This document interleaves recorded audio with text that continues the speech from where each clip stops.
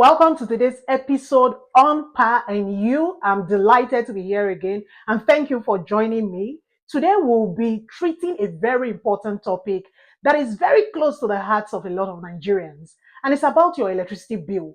We'll be looking at where your electricity bill goes and how payment is shared amongst the players and organizations in the Nigerian electricity market. If you are yet to subscribe, please click that subscribe button, like this video, share it, and let us learn together. Let's begin.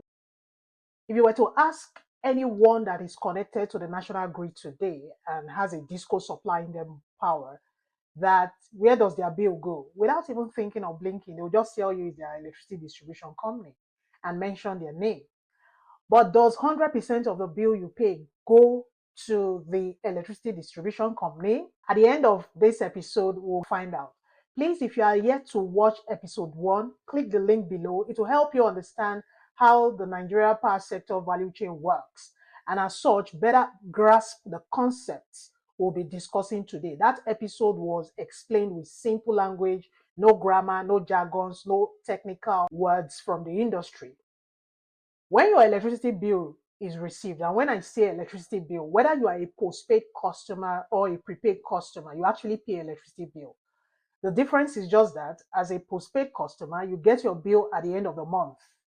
The service is provided, electricity is supplied to you, but you get to pay at the end of the month. Whereas for a prepaid customer, you have to buy your electricity token ahead, load it in your meter before you have access to power. Either way, you are paying electricity bill. So when your electricity bill is received, or when you buy or purchase that electricity token, payment is made. That payment, who does it go to? Does your disco collect 100% of it? The answer is no. These are the participants in the sector.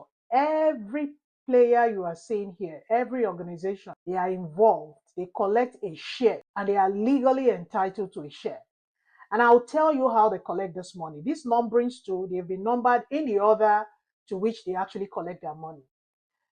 The value-added tax is the first thing to be collected by the federal government, which means that the federal government of Nigeria, they are the first participant to collect their own share of the bill you have paid. And they collect it in the form of value-added tax. When the federal government has collected theirs, the next participant to collect is the Central Bank of Nigeria. Why is the Central Bank of Nigeria entitled to collect a portion of the electricity bill you have paid? Most, if not all of the discos, they got some form of intervention loan from the CBN. And that intervention loan is to help them meter their customers, improve their network, and execute some important projects. And that loan, they have to pay back.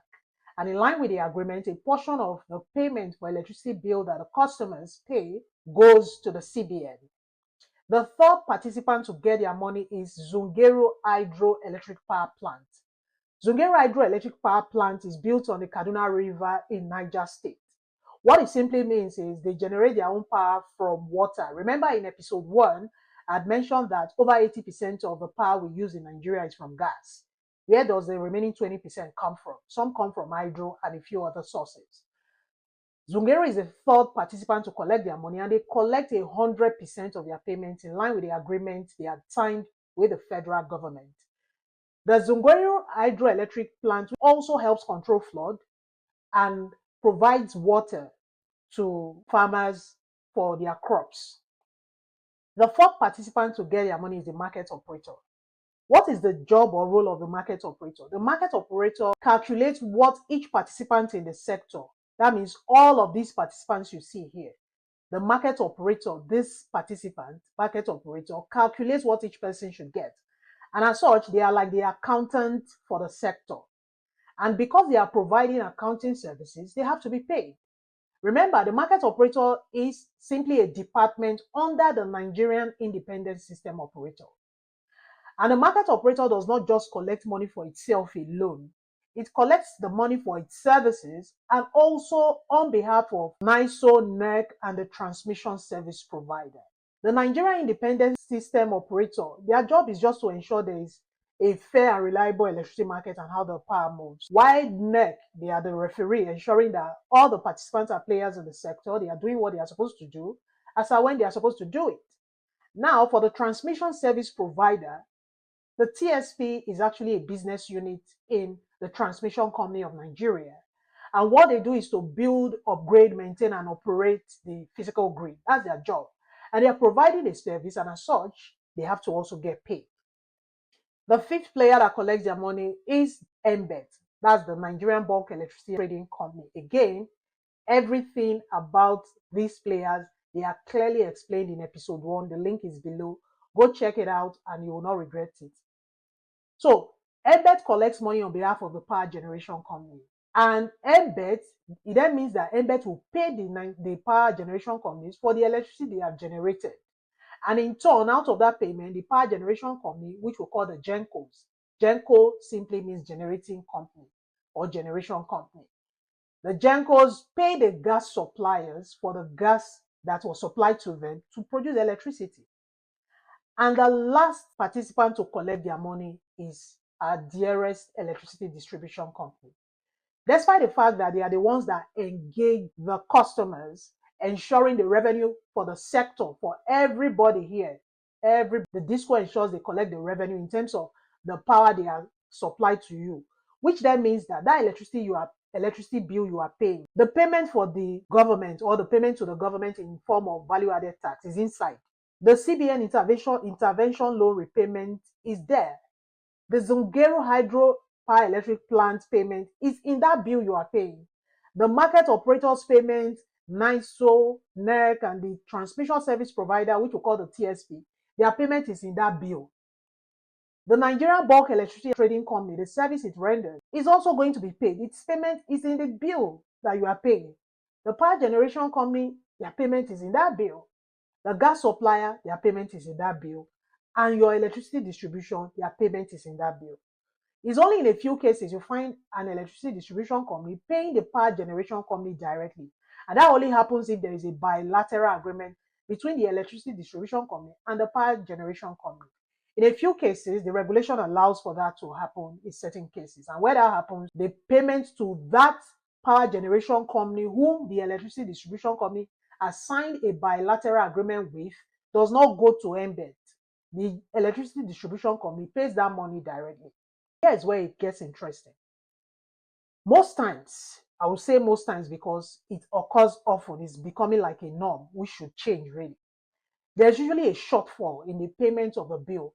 And why is that shortfall? A lot of customers do not pay their bills 100%. Also, there is energy theft in the sector. That's where people bypass their meter, use the power, but they don't pay for it. And as such, that shortfall exists here. And when that shortfall exists, it means that one of these participants in the electricity sector value chain will not get their payment in full. So let's assume that the federal government has collected their VAT. CBN has collected its own portion of the intervention loan, which they are legally entitled to. Zungeru Hydro has collected 100% of its own money based on the agreement it signed with the federal government. Market operator collected his own, and the money in the coffers got finished. It then means that MBET will not be paid, power generation company will not be paid, gas supplier will not be paid, electricity distribution company will not be paid.